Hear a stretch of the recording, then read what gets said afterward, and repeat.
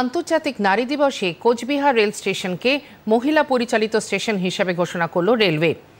উত্তর পূর্ব সীমান্ত রেলওয়ের আলিপুরদুয়ার ডিভিশনের একমাত্র মহিলা পরিচালিত স্টেশন হল কোচবিহার স্টেশন।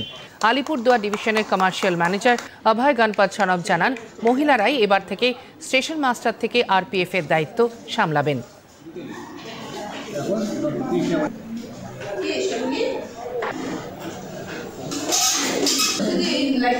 तो ये जो स्टेशन है ये एक्सक्लूसिवली लेडीज़ से द्वारा बैंड रहेगा।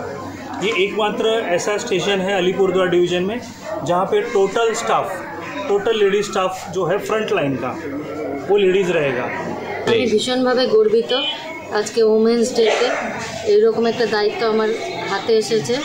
তো আমি চেষ্টা করব আমার দায়িত্ব সঠিকভাবে পালন করার, প্যাসেঞ্জারদের সার্ভিস দেওয়ার সুষ্ঠুভাবে, যাতে কোনো রকম অসুবিধা না হয় আমি সর্বতভাবে সেটা আমি দেখব। মহিলাদের তো সিকিউরিটি বলে কিছু নেই।